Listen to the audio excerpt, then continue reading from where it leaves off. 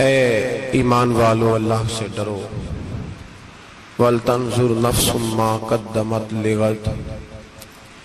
ہر آدمی یہ سوچ لے کہ اس نے اپنے آگے کیا بھیجا ہوا ہے، جو اس نے آخرت کے لیے جمع کرایا ہے وہ کیا ہے، یہ غور کر لے وہ۔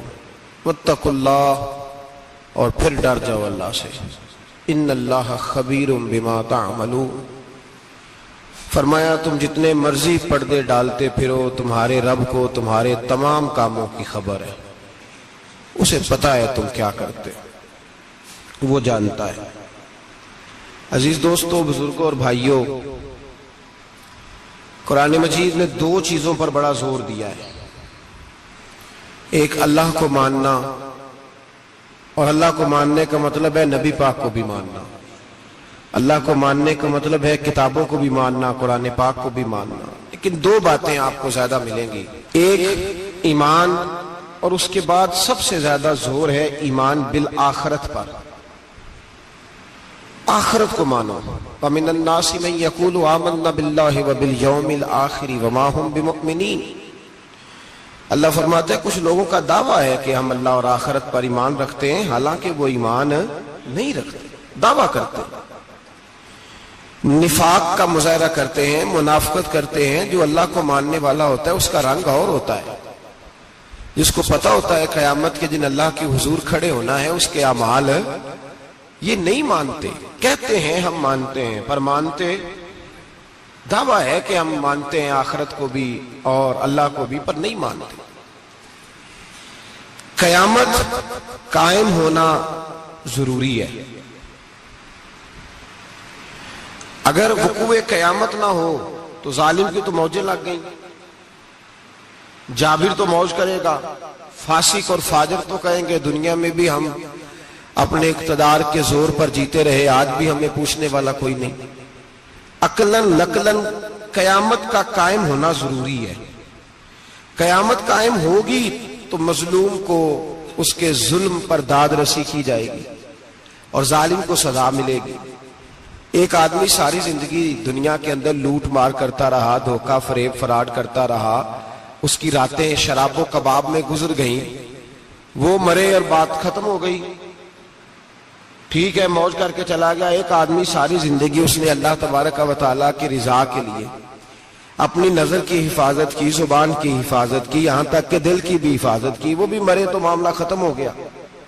اس طرح تو پھر سرکش کا کچھ بنے گا ہی نہیں، نظام زندگی ساری اس کی سوچ ختم ہو کے رہ جائے گی اگر قیامت قائم نہیں ہوتی۔ قیامت کا قائم ہونا حق ہے، اس لیے قرآن مجید نے ایک جگہ پہ نہیں 20 جگہ پہ یہ بیان فرمایا ہے کہ قیامت ضرور قائم ہوگی، قیامت، اور وہ قائم ہو کر اپنے سارے لوازمات سمیت قائم ہوگی۔ میرے نبی پاک صلی اللہ علیہ وسلم نے فرمایا مظلوم کو حق ملے گا، ظالم کو سزا ملے گی۔ جابر اس دن اللہ کی بارگاہ میں رسوا کیے جائیں گے، جن پر جبر کرتے رہے انہیں اللہ کے حضور سے عطا کیا جائے گا۔ قیامت کا وقوع ہونا ضروری ہے، اور قیامت تو جب قائم ہوگی تب ہوگی، دنیا میں بھی ایسا ہوتا ہے۔ ظلم کا انجام ٹھیک نہیں ہوتا، جبر کا انجام، جھوٹ کی زندگی لمبی نہیں ہوتی، دھوکے فریب فراڈ ملمہ سازی، ان چیزوں کی عمریں اللہ نے تھوڑی رکھی ہیں۔ وقتی طور پر ظالم کو، دھوکے باز کو، جابر کو جو مہلت ملتی ہے وہ سمجھتا ہے میری سیاست کام کر رہی ہے، وہ سمجھتا ہے میں بڑا دانا ہوں، بڑا چالاک ہوں، دیکھ لو اتنے ظلم کے، جبر کے، دھوکے کے باوجود بنا ہوا ہوں، حالانکہ اللہ کی طرف سے اسے مہلت ملتی ہے اور بڑا ہی مہربان ہے۔ مہلت اس طرح دیتا ہے کہ میرے نبی پاک علیہ السلام نے فرمایا جب میرا مسلمان نیکی کرتا ہے تو اللہ فرشتوں سے فرماتا ہے 70 گنا بڑھا کے لکھ لو اس کی نیکی، 70 گنا، اور جب گناہ کرتا ہے تو اللہ فرماتا ہے ٹھہر جاؤ ابھی لکھنا نہ، اسے ٹائم دو۔ یا اللہ کتنا؟ فرمایا 24 گھنٹے تو دو، ہو سکتا ہے توبہ کر لے، یہ اس کی مہربانی ہے۔ اب وہ جو اللہ نے مہلت دی ہے نا کہ شاید توبہ کر لے، لوگ سمجھتے ہیں میری چالاکی کی وجہ سے نظام سیٹ چل رہا ہے، میں بڑا تیز ہوں، 2 4 5 باتیں بولتا ہوں سب صحیح ہو جاتا ہے۔ لوگ اس کو اپنی دانائی سمجھ لیتے ہیں، حالانکہ وہ اللہ کی طرف سے. فرعون نے کئی 100 سال حکومت کی اور اس طرح اس نے ظلم کیے کہ لاکھوں اور ہزاروں بچے قتل ہی کرا دیے. 12,000 عورتوں کے پیٹ میں حمل تھا، اس نے ضائع کرا دیا. جب حضرت موسیٰ علیہ السلام اپنی قوم کو لے کے نکلے، رستے میں دریا آ گیا، فرعون پیچھے لگا ہوا تھا. وَإِذْ فَرَقْنَا بِكُمُ الْبَحْرَ فَأَنْجَيْنَاكُمْ، اللہ فرماتے تمہارے لیے میں نے دریا کو پھاڑا اور تمہیں نجات دے دی. وَأَغْرَقْنَا آلَ فِرْعَوْنَ، اور فرعون کو غرق کر دیا. وَأَنْتُمْ تَنْظُرُونَ، تم کھڑے دیکھ رہے تھے. اب جب حضرت موسیٰ دریا کے کنارے پہنچے تو فرعون بھی پیچھے آیا. فرعون لوگوں سے کہا کرتا تھا کہ میں کہتا ہوں تو دریا چلتا ہے، میں کہتا ہوں تو ہوائیں آتی ہے، میرے حکم کے پابند ہے سارے. جاگ رہے نا آپ حضرات، غور فرمائیے گا بات پر. دعویٰ تھا اس کا کہ میں کہتا ہوں تو نظام زندگی چلتا ہے. اب جب دریا کے کنارے پہنچی حضرت موسیٰ علیہ السلام تو اللہ نے حکم دیا کہ آپ عصا ماریں. جناب موسیٰ نے عصا مارا، 12 رستے بن گئے. اب حضرت موسیٰ کی قوم گزر رہی تھی تو فرعون سے پوچھنے لگے کہ تو کہتا تھا میرے حکم سے چلتا ہے، تو وہ تو حضرت موسیٰ نے ڈنڈا مارا ہے تو رستہ بن گیا. باز نہیں آتا انسان باز بنے بڑے ہیں اس کے پاس. بڑی دلیلیں ہیں، جھوٹ سچ بول کے اپنے آپ کو مطمئن کرتا ہے، آخر دم تک تبدیل ہونے کو تیار نہیں ہوتا، دلیلیں گھڑتا رہتا ہے، بناتا رہتا ہے، شور کرتا ہے جان بوجھ کے. بھئی تو کہتا تھا میرے چلانے سے چلتا ہے، تو باز ابھی بھی نہیں آیا. کہنے لگا میں نے ہی حکم دیا ہے کہ ذرا پھٹ جا، مجھے یہ زندہ چاہیے. باز رسی جل گئی، بال کہنے لگا میں نہیں کہا ہے دریا کو کہ یہ مجھے زندہ چاہیے، میرے بھاگے ہوئے ہیں تو اس لیے پھٹا ہے، تو آؤ میرے ساتھ دریا کراس کرے. تو پتا تو ان کو بھی تھا نا، جتنا تو رب بنا ہوا ہے پتا تو تھا، سارے جانتے تھے. کہنے لگے تو پہلے کراس کر، اگر تو بچ گیا تو ہم بھی پیچھے آتے ہیں. اب چاروں ناچار. ایک روایت تو یہ ہے کہ یہ جب خدائی کا دعویٰ کرتا تھا نا، تخت پہ بیٹھا ہوتا تھا، تو ایک دن حضرت جبریل آئے اس کے پاس انسانی شکل میں. تو کہنے لگے میں بڑی دور سے آیا ہوں تو ایک مسئلہ پوچھنا تھا. کہا پوچھو. کہنے لگے ایک غلام تھا کسی بادشاہ کا، تو بادشاہ نے اسے تھوڑی دیر کے لیے ایک علاقے کی سربراہی دے دی.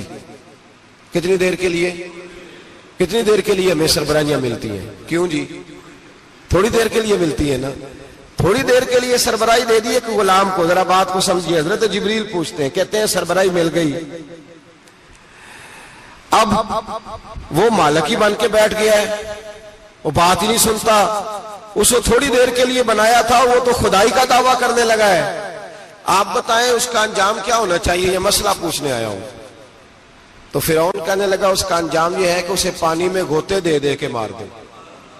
انجام کیا ہے؟ بولیے کیا انجام ہے؟ کیا انجام ہے جی؟ پانی میں. اللہ اکبر. اپنی سزا تجویز کر رہا ہے. اس کی سزا کہ اسے پانی میں غوطے دے دے کے مارو ظالم کو. اسے تھوڑی دیر کے لیے بنایا تھا اور وہ چھائی گیا ہے، قبضہ ہی کر گیا ہے. حضرت جبریل کہنے لگے جی آپ لکھ کے دے دیں گے؟ کہنے لگا لاؤ لکھ دیتے ہیں. لکھوا لیا. جناب جبریل رکا لے کے تشریف لے گئے. اب جب فرعون دریا میں آیا نا تو اللہ نے حکم دیا مل جا. جب دریا ملا چیخنے لگا تو حضرت جبریل آئے. کہنے لگے تیرا ہی فتویٰ ہے، یہ تیری سزا ہی ہے نا. ہم بھی بڑی سزائیں تجویز کرتے ہیں. یہ جھوٹا ہے جی، اس کا تو فلانا علاج ہونا چاہیے. تو اگر تو جھوٹ بولے تو یہ فلانا بڑا جاور ہے جی، اس کے ساتھ اس طرح ہونا چاہیے. تو اگر تو یہ کام کرے تو جو سزا تو لوگوں کے لیے تجویز کر رہا ہے تو اپنے بارے میں بھی سوچ. اب جب غوطے آئے نا، آخری وقت دیکھا وہ فرعون جو کہتا تھا میری مرضی سے دریا چلتا ہے. علامہ صاوی نے تفسیر صاوی میں لکھا ہے تڑپ کے رونے لگا. جب یہ مزاج ہے، ایک دفعہ اوپر آتا ہے آدمی جب دریا میں جاتا ہے، اوپر آیا تو چیخنے او میرے حواریو خدا کا واسطہ مجھے بچاؤ. کہنے لگے تو کہتا تھا میری مرضی سے چلتا ہے. بے بسی ہے، تڑپتا ہے، روتا ہے. وارث شاہ مان کری نہ وارثاں دا، رب بے وارثہ کر کے مار دائی. تڑپ رہا ہے، چلا رہا ہے، کوئی مدد کو نہیں پہنچتا. اب جب آخری غوطہ آیا تو کہنے لگا آمنا میں رب موسیٰ و ہارون، میں موسیٰ کے رب کو بھی مان گیا، ہارون کے رب کو بھی۔ اللہ نے فرمایا نہیں، اب تیرا ماننا قابل قبول ہے۔ اس وقت ماننا تھا جب تجھے مہلت دی تھی، جب تو جوان تھا۔ بڑھاپا آتا ہے، بیماری آتی ہے، جوان آدمی بیماری کا شکار ہوتا ہے تو کہتا ہے یا اللہ ایک دفعہ صحیح کر دے، میں ساری پڑھا کروں گا، ایک دفعہ ٹھیک کر دے، میں مسجد میں رہوں گا، میں اگلے سال اعتکاف بھی کروں گا، میں ساری تراویحیں پڑھوں گا۔ تو اس وقت پڑھنی تھی جب تجھے مہلت دی تھی، اس وقت پڑھنا تھا جب اللہ نے تجھے آسانی دی، زندگی دی۔ اگلا وقت یہ حال ایک کا نہیں ہوا۔ نمرود کو دیکھ لیں، حضرت ابراہیم علیہ السلام کو کہتا تھا میں رب ہوں، آپ نے فرمایا رب تو وہ ہے جو زندہ کرتا اور مارتا ہے۔ ایک موت کا قیدی بلایا، کہنے لگا ہاں بھائی کتنے دن رہ گئے تھے پھانسی میں؟ کہنے لگا جی پرسوں ہونی تھی۔ کہا جا تجھے آزاد کیا، لو میں بھی زندگی دیتا ہوں۔ ایک بے گناہ آدمی کو پکڑ کے قتل کر دیا، کہتا میں بھی مارتا ہوں۔ حضرت ابراہیم علیہ السلام کہنے لگے تو بیوقوفوں جیسی دلیلیں دے رہا ہے، چل اس طرح کر، میرا رب سورج مشرق سے نکالتا ہے، تو اگر رب ہے تو مغرب سے نکال کے دکھا۔ اب دلیل کا جواب کوئی نہیں تھا تو کہنے لگا پکڑو اور آگ میں ڈال دو۔ اللہ کے نبی کو آگ میں ڈالنے والا، یہاں ایک مچھر بیٹھا ہے، 400 سال حکومت کی اور خدائی کا دعویٰ کیا، یہاں مچھر بیٹھا تھا، چھینک آئی تو مچھر اندر چلا گیا۔ پہلے دربار کا ادب یہ تھا کہ جو آئے سجدہ کرے، اب اس کے سر پہ کوئی چیز مارتا تھا تو اسے سکون ہوتا تھا، مچھر تھوڑی دیر کے لیے اس کا دماغ چھوڑتا تھا۔ او بھائی یہ اس دھرتی پہ اللہ نے لوگوں کو نظارے دکھائے اور ہمیں سمجھانے کے لیے دکھائے، ہمیں تفکر کی، غور کی دعوت دی کہ دیکھ لینا، اپنے عمل کو پرکھنا۔ تمہارے عمل حضرت موسیٰ کے فرما برداروں جیسے ہیں، جناب ابراہیم کے فرما برداروں جیسے ہیں، یا بن کے بیٹھ گئے ہو؟ اب دربار کا ادب یہ ہے، بے بسی کا یہ حال ہے کہ جوتے لٹکتے ہیں دربار میں، جو آتا ہے جوتا کھینچتا ہے، اور ادب یہ ہے کہ 10 جوتے نمرود کے سر پہ مارو، اور 400 سال جوتے لگتے رہے۔ روتا تھا، جو آدمی آتا تھا منتیں کرتا تھا، کہتا تھا کہیں سے کوئی دوائی مل جائے گی۔ پاگلوں جیسی زندگی گزاری، پاگلوں جیسی سخت، وہ تو حساب، وقوع قیامت تو حساب ہوگا ہی۔ یہاں لوگ پاگل ہو کے مرتے ہیں، معاذ اللہ، نفسیاتی مریض ہو کے مرتے ہیں۔ یہاں آخری وقت اتنا سخت آتا ہے کہ دنیا موت کی دعائیں مانگتی ہے۔ میرے بھائی جب انسان ظلم کرتا ہے تو بھول جاتا ہے کہ شاید مجھے پوچھے گا کوئی نہیں، جب وہ زیادتی کرتا ہے تو بھول جاتا ہے، جب وہ کسی کا حق کھاتا ہے تو وہ کہتا ہے شاید اس کا تو وارث ہی کوئی نہیں جس کو میں لوٹ رہا ہوں۔ لیکن جب اللہ کی پکڑ آتی ہے، حجاج بن یوسف ظالم تھا، اس نے اچھے کام بھی کیے تھے۔ قرآن پاک پر زیر زبر آراب حجاج بن یوسف نے لگوایا۔ محمد بن قاسم کو ہندوستان سندھ کے علاقے فتح کرنے بھی حجاج بن یوسف نے بھیجا تھا۔ ساری خوبیاں اپنی جگہ پر، ظالم بہت بڑا تھا۔ کسی آدمی نے اس کے سامنے کونے کی طرف منہ کر کے ساتھ والے سے بات کر لی تو کہنے لگا میرے خلاف کیا، اس کو لے جاؤ، 2 ٹکڑے کر کے واپس لے آؤ۔ توتی بولتا ہے نا، اقتدار، جب کسی کے ہاتھ اقتدار ہوتا ہے نا، وہ چاہے ایک گھر کا ہی کیوں نہ ہو، وہ 10 بندے فیکٹری میں کام کرتے ہیں اور جو ان کا مالک ہوتا ہے وہ کہتا میں مالک ہوں، مجھے مانو۔ جب تو صاحب اقتدار ہوتا ہے نا، جب تو سسر بن کے بیٹھتا ہے اور کسی غریب گھر کی بہو آتی ہے 2-4 تو کہتا میرا اقتدار ہونا چاہیے، جب میں کھانسنے لگوں تو ہر آدمی کے ہاتھ میں ٹشو پیپر ہونا چاہیے، جب میں بولنے لگوں تو بندھے ہوئے ہاتھوں سے ہر آدمی جی جی کرتا ہوا کھڑا ہونا چاہیے۔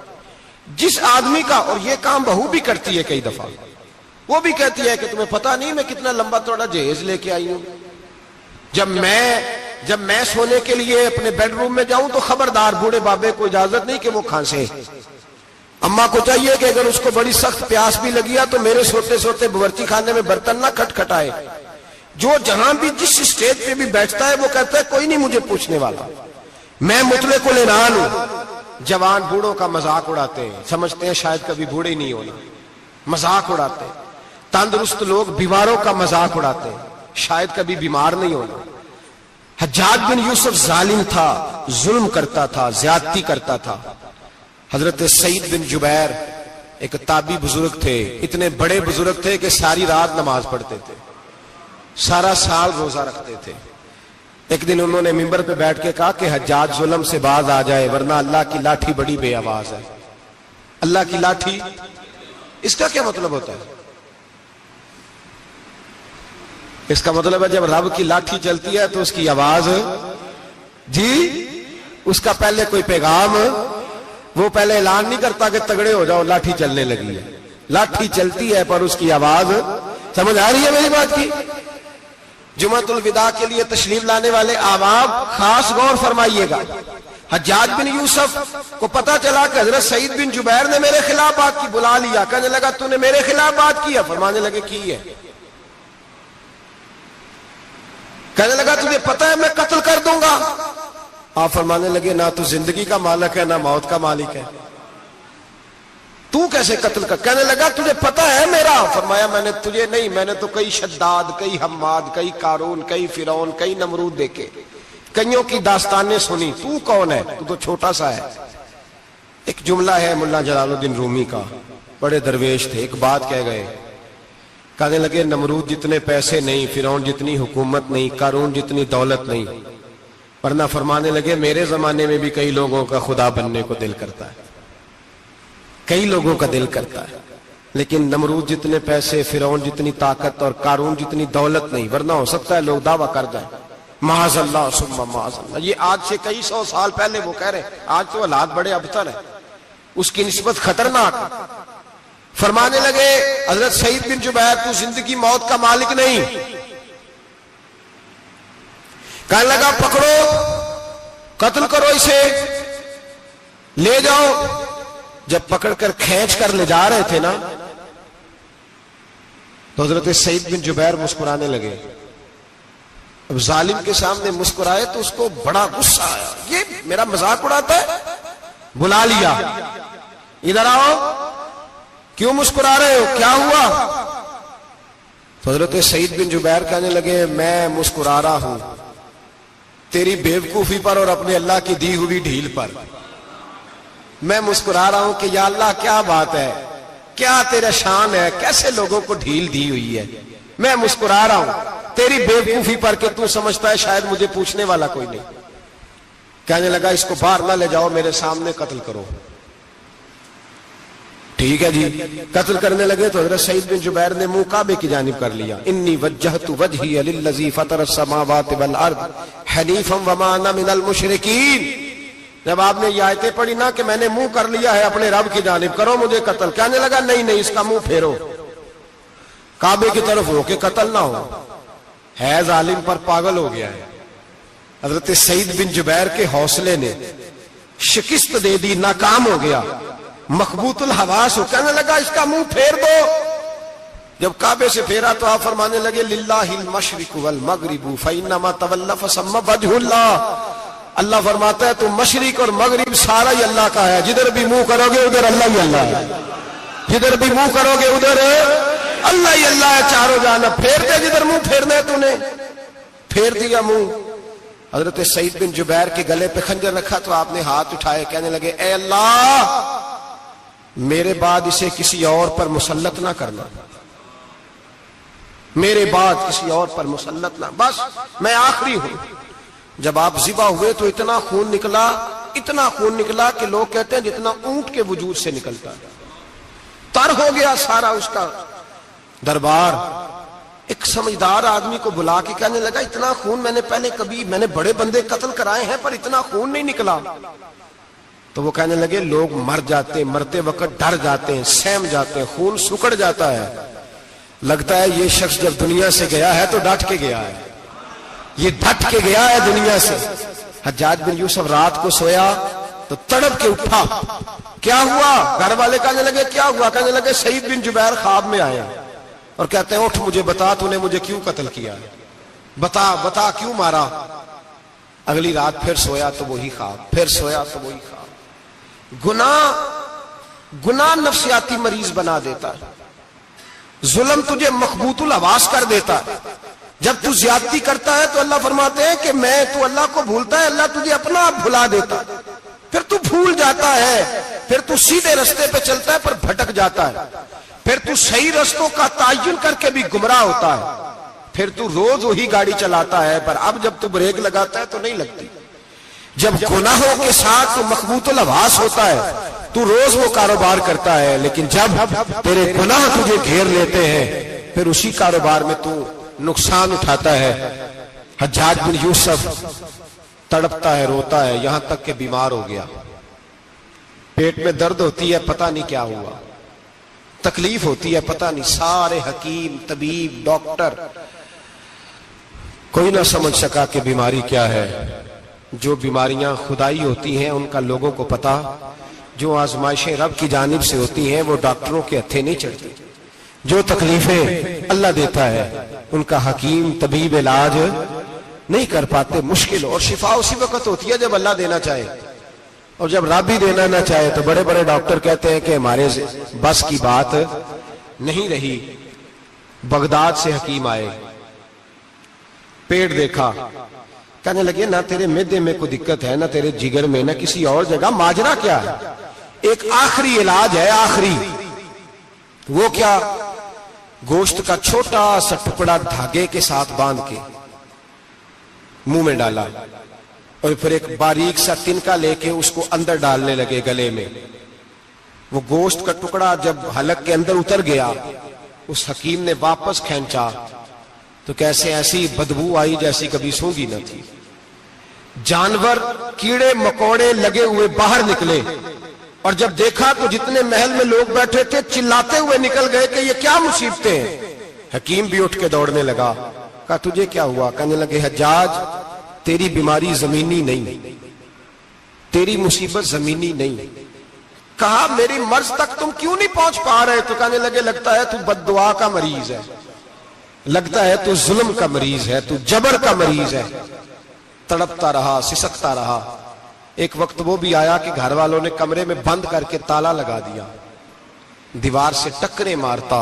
او بھائی، جو گناہوں کے بیمار ہوتے ہیں انہیں شفا نہیں ہوتی، جو ظلم، جبر، بربریت کے بیمار ہوتے ہیں انہیں سکون قلبی میسر نہیں آتا۔ دوائیاں ان بیماریوں کی بنی ہوئی ہیں جو بیماریاں زمینی ہیں، جو بیماریاں خوراک کی بد پرہیزی سے ہوتی ہیں، جو گناہوں کی بد پرہیزی سے ہوتی ہیں، ان کی بیماریاں، ان کی شفا توبہ ہے، ان کی شفا رجوع اللہ ہے، ان کی توبہ اللہ سے معافی مانگنے سے شفا ہوتی ہے۔ حجاج جب مرنے لگا تو بلایا، یہ رنگ بھی ذرا ملاحظہ کیجیے گا، دو چار قریبیوں کو بلایا، پتہ ہوتا ہے نا اپنے کرتوتوں کا آدمی کو، پتہ سارا ہے سردار نوکیتیاں دا، جب پتہ ہوتا ہے سارا، بلا کے کہنے لگا جب میں مر جاؤں تو مجھے رات کو دفن کرنا۔ کیوں بھائی، عورت ہے؟ کہنے لگا نہیں، رات کو دفنانا۔ ٹھیک ہے، رات کو دفنا دیں گے۔ پھر کہنے لگا جب صبح ہو جائے تو صبح ہونے سے پہلے پہلے میری قبر زمین کے برابر کر دینا، نشان مٹا دینا۔ کہا وجہ؟ تو کلمہ پڑھتا ہے، حضور کا حکم ہے کہ قبر کم از کم ایک بالش، ایک گیٹ اونچی ہونی چاہیے زمین سے، کم از کم، تو تیری قبر مٹا دے، وجہ؟ پتہ ہوتا ہے اپنے ظلموں کا۔ کہنے لگا مجھے پتہ ہے لوگ میرے مرنے کے بعد میری قبر بھی نہیں چھوڑیں گے، دنیا میں تو میرے جبر کی وجہ سے کوئی آ نہ سکا، لیکن میری قبر بھی لوگ جنازوں میں باتیں شروع کر دیتے ہیں۔ جنازوں میں نے ایسی بھی داستانیں سنی ہیں کہ کوئی مرا تو لوگ جوتوں کا ہار قبر پہ ڈال آئے۔ نہیں بھائی، تو جب زندہ تھا تو تیرے جبر ظلم کی وجہ سے نہیں کو بول سکا۔ ایک تو ہے قیامت میں حساب ہوگا، یہاں دنیا میں حساب ہونے لگتا ہے۔ اتنی لمبی زبانیں لوگوں کی لٹک کر مرتے وقت باہر نکل آتی ہیں۔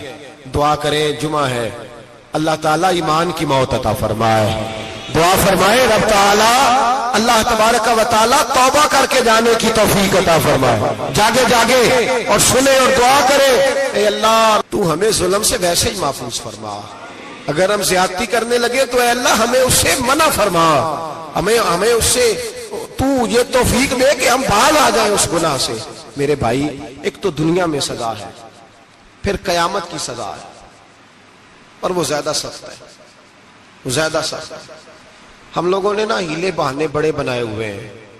بینک کے ساتھ کاروبار کرنے والا کہتا ہے نہیں نہیں، مجبوراً لیا ہے، مجبوراً مر رہا تھا تو، آخری لبوں پہ تھا تو جائز ہے، جائز ہے۔ اس وقت جب تجھے کھانے کو لقمہ نہ لگے تو حرام کھانا بھی جائز ہے۔ کیا دقت تھی؟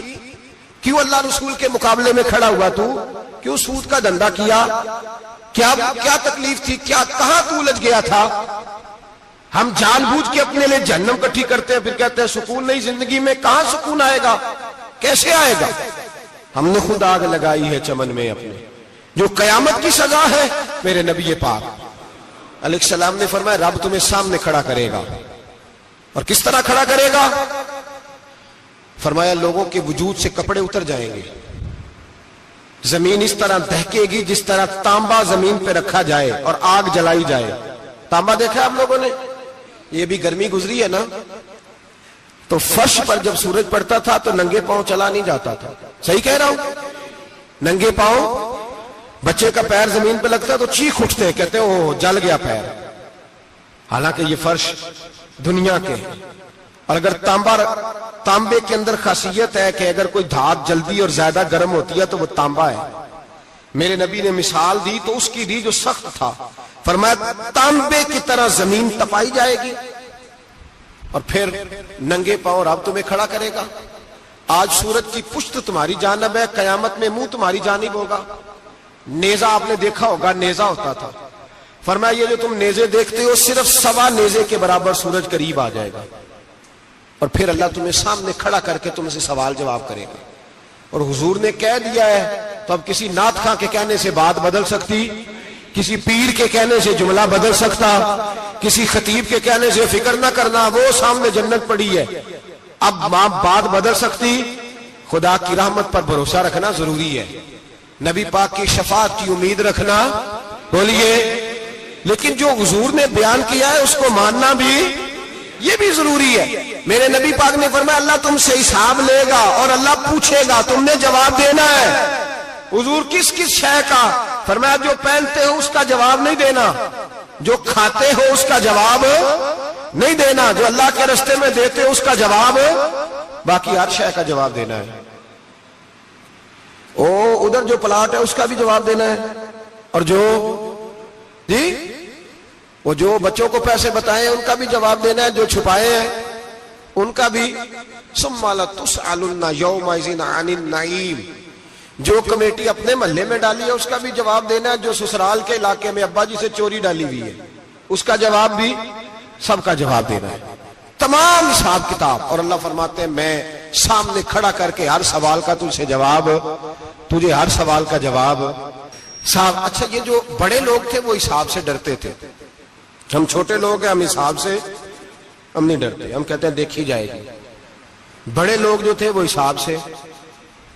حضرت ابو بکر صدیق دعا کرایا کرتے تھے، دعا کرو اللہ مجھ سے حساب نہ پوچھے. حضرت عمر فاروق رضی اللہ تعالیٰ عنہ اپنے بیٹے سے کہتے تھے بیٹا اپنے باپ کے لیے رحمت کی دعا کرنا، میں درگزر والا ہوں، میں حساب والا کوئی نہیں. بڑے لوگ ڈرتے تھے. بڑے لوگ حضرت عثمان غنی قبر پہ کھڑے ہوتے تھے تو داڑھی آنسوؤں سے بھیگ جاتی. غلام کہتے ہیں حضور 3 دفعہ نبی پاک نے آپ کو جنت کی بشارت دی ہے، 3 دفعہ بشارت دی ہے، تو آپ کیوں اتنا روتے ہیں؟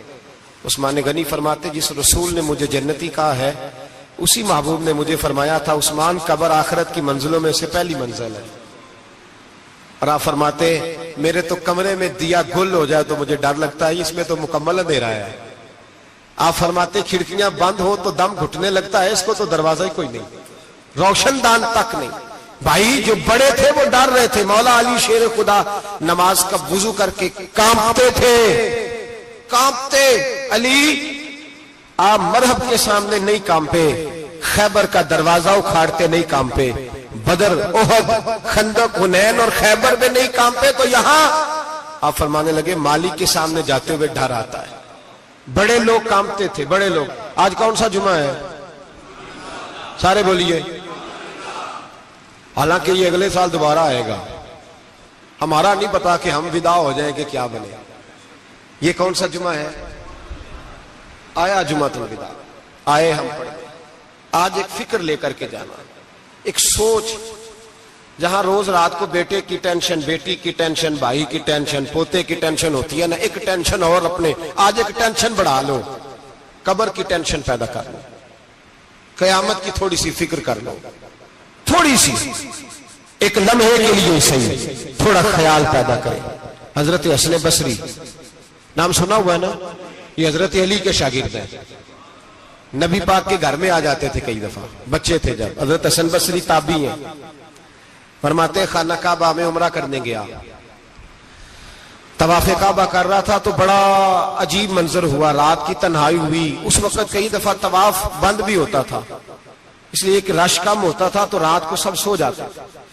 کہتے رات ذرا گہری ہوئی تو لوگ اپنا اپنا خیمہ لے کے جاتے تھے. اب تو ہوٹل ہے نا تو خیمے لگتے تھے, لوگ خیمہ لے کے جاتے تھے, جہاں جگہ ملتی تھی خیمہ لگا کے رہتے تھے. فرماتے میں رات کو سویا خیمے میں, ایک دردناک آواز آئی, میٹھی ہے دھیمی ہے پر درد بڑا ہے. کوئی رونے والا رو کے کہتا ہے اللہ حساب قیامت میں مجھ سے نہ لینا, اے اللہ تنہائی میں جتنا مرضی حساب لینا پر لوگوں کے سامنے نہ لینا. اور پھر کہتا ہے اللہ فضل تو تب کرے جب تو میرا حساب پوچھے ہی نہ. پھر چند منٹ گزرے تو پھر وہ رونے لگا, میرے کانوں میں آواز آئی, کہنے لگا اے اللہ حساب تو ان کا لیا جاتا ہے جو حساب کے قابل ہوتے ہیں. اعلیٰ حضرت کہتے ہیں نا رضا سے تو کیا حساب لے گا, رضا بھی کسی حساب میں. اے اللہ میں قابل نہیں, مجھ سے حساب نہ لینا. کہتے تھوڑی دیر گزری تو پھر وہ رونے لگا, پھر ذرا سانس سنبھلے تو پھر کہنے لگا اے اللہ میں تو لوگوں کو کوئی بندہ حساب پوچھ لے تو نہیں دے سکتا, میں تجھے کیسے حساب دوں گا. پھر تڑپنے لگا. کہتے تھوڑی دیر گزری تو پھر ایک لفظ انہوں نے کہے, رونے والے نے, کہنے لگے اللہ دیکھ تیرے محبوب کا فرمان ہے جو معافی مانگے تو اسے معاف کر دیا کرتا ہے. اے اللہ میں معافی مانگنے آیا ہوں اور مسجد نہیں آیا, میں کعبۃ اللہ ہی آ گیا ہوں. کہتے ہیں وہ اتنا روئے کہ چیخ آئی ان کی, اور جب دھڑام سے کوئی زمین پہ گرا تو میں پریشان ہوا کہ اب تو بے ہوش ہو گیا.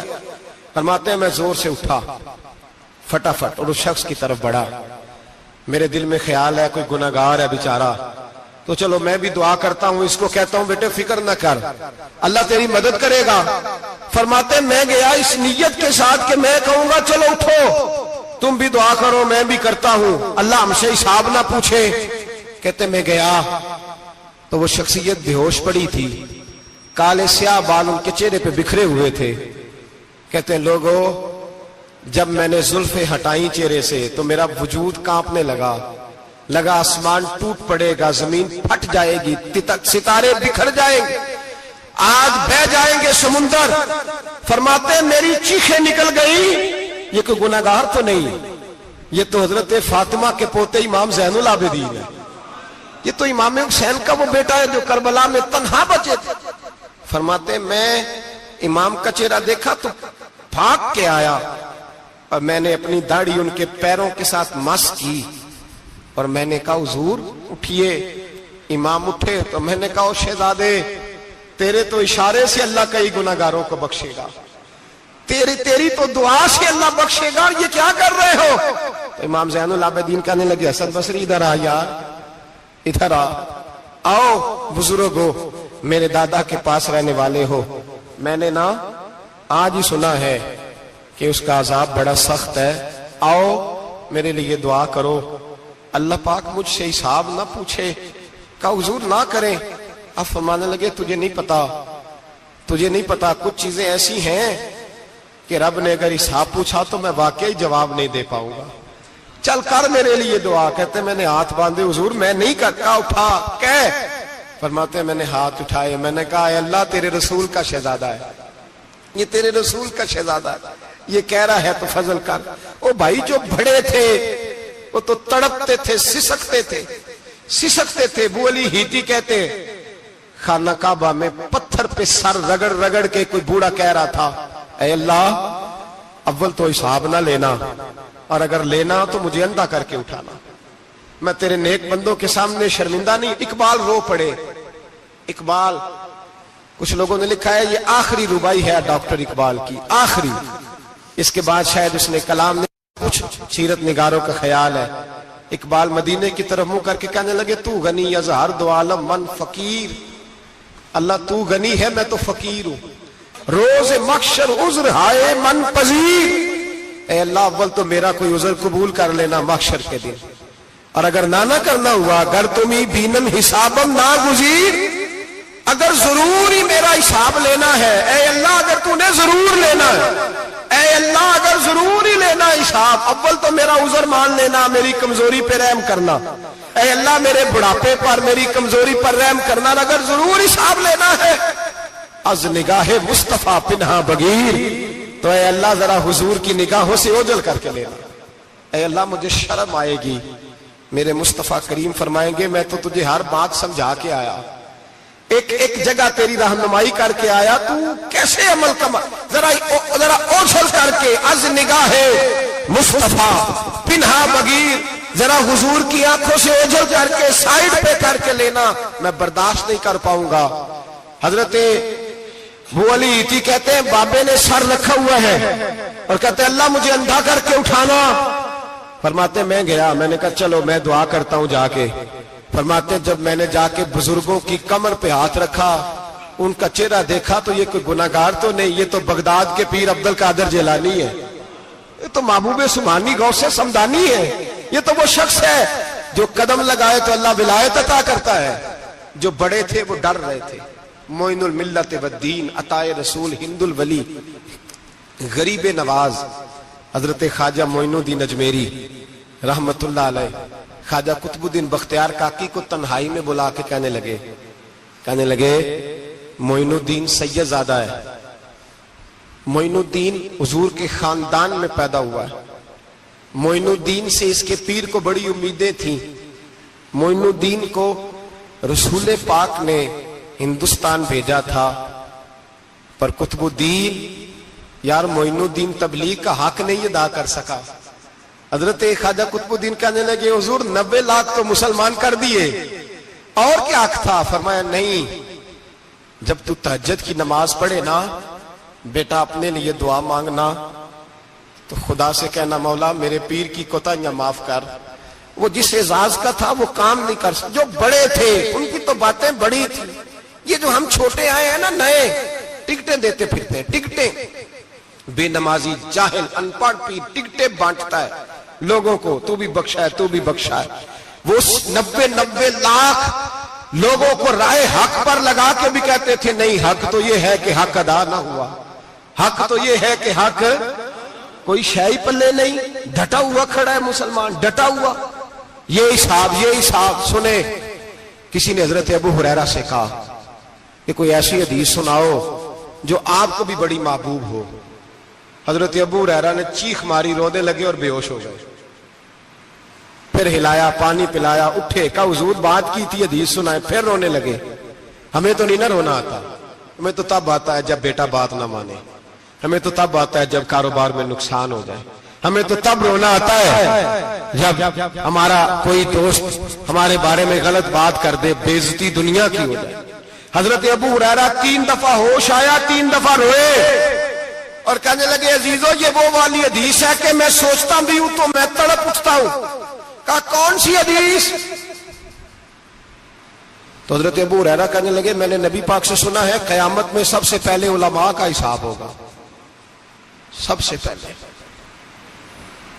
علماء کا۔ رب کریم فرمائے گا تمہاری دین کے نام پر بڑی موجیں تھیں، تمہارے بڑے پوسٹر چھپتے تھے، لائنیں بنا کے لوگ تمہارے ہاتھ چومتے تھے، لوگ تمہاری گڑی کو بھی چومنا اپنے لیے سعادت سمجھتے تھے۔ بتاؤ میرے رسول کے نام پر کھانے والوں کیا کر کے آئے ہو؟ عمل بتاؤ، عمل، موج بڑی کی نا تم نے، بتاؤ عمل۔ علماء عالم عرض کرے گا اے اللہ میں جگہ جگہ تیرے رسول کے دین کی بات کرتا تھا، میں قرآن کے درس دیتا تھا، میں راتیں بیدار رہ کے تیاریاں کرتا تھا، میں جو بن سکا کیا۔ رب فرمائے گا نہیں، تو نے تو اس لیے کیا تھا کہ لوگ تجھے پیر صاحب کہیں، مولانا صاحب کہیں، تیرے نعرے لگائیں، تو لگے نہیں پھر تیرے نعرے، پھر لوگوں نے لمبے لمبے القابات پکارے نہیں تیرے۔ حضور سید عالم علیہ السلام فرماتے پہلا حساب اس کا لے گا جو عالم کہلاتا تھا۔ رب پوچھے گا تجھے طاقت دی، ہمت دی، بولنے کی صلاحیت دی، اپنے فضل سے دی، بتا کیا کما کے آیا ہے۔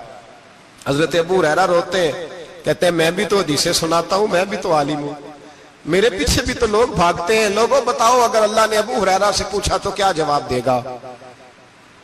اللہ فرمائے گا علماء کے لیے بخاری مسلم ہے، انہیں اٹھاؤ اور جہنم میں ڈال دو۔ امام غزالی فرماتے ہیں اگر کسی عالم کو سزا ملی تو سخت سخت عالم کو ملے گی۔ دعا فرمائے اللہ میرے جیسے لوگوں کو ہدایت کا رستہ عطا فرمائے، اور جو کہتے ہیں سمجھتے ہیں اللہ اس پر عمل کی توفیق عطا فرمائے۔ فرمایا حضرت ابو ہریرہ نے دوسرے نمبر پر سخی اللہ کی بارگاہ میں کھڑا کیا جائے، مالدار۔ رب فرمائے گا بول، کچھ ایسے بھی تھے جن کے پاس شام کی روٹی نہیں تھی، تجھے میں نے تیری تجوری بھر کے تجھے دولت عطا کی، تجھے وراثت میں نے مربے دیے، جائیدادیں دی، بتا۔ وہ کچھ وہ تھے سویرے مزدوری کرنے جاتے تھے، کما کے لاتے تھے، ہزاروں روپیہ تیری بینک میں پڑا تھا، بتا کیا کیا تو نے؟ اے اللہ میں نے مسجد میں دیے، مدرسے میں دیے، 30 دن افطاریاں پکاتا رہا۔ اللہ فرمائے گا تو جھوٹ بولتا ہے، تو سارا کچھ اس لیے کرتا تھا کہ لوگ تجھے سخی کہے۔ ہاں ہاں تیرا اعلان ہوا مسجد میں، لوگوں نے کہا وہ دیکھو کتنے پیسے دے رہا ہے، اس کا وہ دیکھو نام لکھا ہوا ہے ہسپتال کے ایک کونے میں کہ یہ والا بلاک فلاں سیٹھ صاحب نے بنایا، یہ دیکھو لکھا ہوا ہے کہ یہ کمرہ مدرسے کا اس نے بنایا، تو لکھ دیا گیا، نعرے لگ گئے، اب جا دوڑ جا۔ اللہ جہنم میں پھینک دے گا۔ فرمایا پھر شہید کھڑا کیا جائے گا۔ ہاں بھئی تجھے طاقت دی، ہمت دی، بتا کہاں خرچ کی، کہاں؟ اے اللہ شہید ہی ہو گیا۔ فرمایا وہ تو اس لیے ہوا تھا کہ لوگ تجھے شہید کہیں، بہادر کہیں، تیرے نام پہ روڈ کا نام رکھا جائے، تمغہ حسن کارکردگی ملے، سو مل گیا۔ میرے لیے بتا کیا کر کے آیا ہے میرے لیے، اسے اٹھاؤ اور جہنم میں پھینک دو۔ بھائیو عذاب کڑا ہے، عذاب سخت ہے، حساب سخت ہے، اور جو حساب لینے والا ہے اس کو، میں نا تراویح ہو رہی تھی تو قاری صاحب نے ایک سورہ یاسین شروع کی، وَامْتَازُوا الْيَوْمَ أَيُّهَا الْمُجْرِمُونَ۔ اللہ فرماتا ہے قیامت میں کہوں گا مجرم جو ہے نا وہ صفوں سے باہر آ جائے، صفوں سے باہر آ جائے۔ ایک ہمارے فزکس کے ٹیچر ہوتے تھے تو بڑی سخت چھڑی مارتے تھے، تو جب وہ قد بھی بڑا تھا، جلال بھی بڑا تھا، اور اصول بڑے اچھے انسان تھے لیکن سخت تھے، تو مجھے یاد آتا تھا کہ جب وہ سویرے آ کے کہتے تھے جس نے کام نے لکھا وہ باہر نکل آئے، دو قسم کی چوٹ لگتی تھی۔ ایک تو خیال یہ آتا تھا کہ شرمندگی بڑی ہوگی کہ سارے اسٹوڈنٹ بیٹھے ہیں اور 2 3 4 ان کو کہا وہاں مرغے بن جاؤ، بڑی شرم آتی تھی۔ اور پھر جب وہ مارتے تھے تو اتنا سخت مارتے تھے کہ کئی کے دن تکلیف رہتی تھی، بتایا نہیں جاتا تھا۔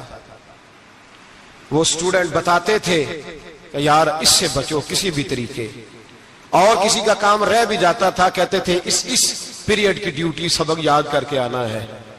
سخت ٹیچر کے بارے میں تیرا میرا یہ رویہ ہے۔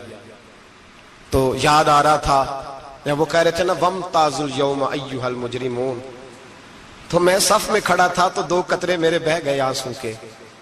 مجھے ساتھ بچہ کہنے لگا طبیعت ٹھیک ہے، میں نے کہا طبیعت تو ٹھیک ہے، کچھ یاد آ گیا ہے کہ میدان محشر میں یہاں تو چھپے ہوئے ہیں نا عیب، چھپے ہوئے، اور بھائی رب بڑا کریم ہے، عیبوں کے باوجود نوازتا ہے۔ میرا دعویٰ یہ ہے اگر ہمارے عیب کھل جائیں، لوگ ہمیں دھرتی پہ جینے نہ دیں، لوگ جینے نہ دیں، نکال دیں، اپنے بھی ہمیں برداشت نہ کریں، یہ تو اس کا کرم ہے۔ پتہ سارا ہے سردار نکیتیاں دا، پردہ چپایا ہی تیرا پلا ہو سی۔ وَامْتَازُوا الْيَوْمَ أَيُّهَا الْمُجْرِمُونَ۔ اللہ فرمائے گا مجرم باہر آ جائے۔ یا اللہ کیا ہوگا؟ جب سوال جواب ہوں گے تو رب فرماتے ہیں تیری زبان پہ مور لگا کے بند کر دوں گا، تیرے ہاتھ بولیں گے، پیر بولیں گے، سر بولے گا، پیٹ بولے گا۔ اس وقت کی فکر پیدا کریں، ٹینشن پیدا کریں۔ وقوع قیامت حق ہے، اور باندھ کے نا لوگ پیر باندھ کے زور کے ساتھ باندھتے. سگا بیٹا جب قبر میں دفن کرتا ہے نا تو وہ بھی کہتا ہے وہ کونا، یہ کونا تھوڑا سا مٹی کم ہے، یہاں بھی مٹی ڈالو. پہلے لوگ روزانہ جاتے ہیں، پھر ہفتے کے بعد، پھر مہینوں بیت جاتے ہیں. کچھ قبریں ایسی بھی ہیں جن پہ کھڑے ہوں تو لگتا ہے قبریں رو رہی ہیں اور کہتی ہیں جاؤ میرے گھر والوں سے جا کے کہو کوئی پھیرا ہی لگا جائے. وہ ایک دفعہ آئے تو صحیح، کوئی مٹی نہیں ڈالتا. بادشاہوں کی قبریں روتی ہیں، سرمایہ داروں کی قبریں روتی ہیں، کوئی جاتا نہیں. اتنے اتنے موٹے سوراخ ہے قبروں میں. آپ اپنے شہر کے قبرستان پھر کے دیکھ لیں، سوراخ ہے. او بھائی، حضرت مولا علی شیر خدا قبرستان گئے تو پہلے رونے لگے، پھر کہنے لگے قبروں والوں کیا حال ہے تمہارا؟ تو آپ فرماتے ہیں مردہ مجھے اندر سے بول کے کہنے لگا علی کفن پھٹ گیا، ہڈیاں ٹوٹ گئی. مال تو دے آئے تھے وارثوں کو، پر حساب ہمیں دینا پڑ رہا ہے. تو بتا پیچھے کیا حالات ہیں؟ تو حضرت علی کہنے لگے تمہاری بیویوں نے اور نکاح کر لیے، تمہارے دوستوں نے نئے دوست بنا لیے، تمہاری اولادوں نے تمہارے بغیر جینا سیکھ لیا، تمہاری جائیدادیں بٹ گئیں، تمہارا پیسہ تقسیم ہو گیا. پہلے تو کوئی تمہارا نام لیتا تھا، اب تو تمہارا ذکر ختم ہو گیا ہے. اب تو ایک دو نسل تک تمہارا ذکر تھا، اب تو تمہیں یاد ہی کوئی نہیں کرتا. کہتے ہیں لوگ یہاں کوئی رہا کرتا تھا، یہاں کوئی ہوا کرتا تھا، اب تو تم قصہ پارینہ، قصہ ماضی ہو گئے.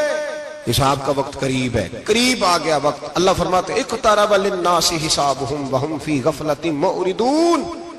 فرمایا حساب کا وقت قریب آ گیا ہے تو ابھی بھی غافل ہے. جمعۃ الوداع ایک پریشانی لگانے کا ارادہ تھا، بڑی پریشانیاں پالی ہیں، ایک پریشانی اور پال لو. جس کو یہ پریشانی لگ جائے اس کے عمل سنورنے لگ جاتا ہے. یہ پریشانی پال لو کہ اگر مجھے حساب دینا پڑے. حضرت عمر کا فرمان، آپ فرمایا کرتے تھے اپنا حساب خود کر لو قبل اس کے کہ اللہ تمہارا حساب کرے. خود کر لو اپنا حساب، خود کھاتے ٹھیک کر کے رکھو، چیک کر کے رکھو.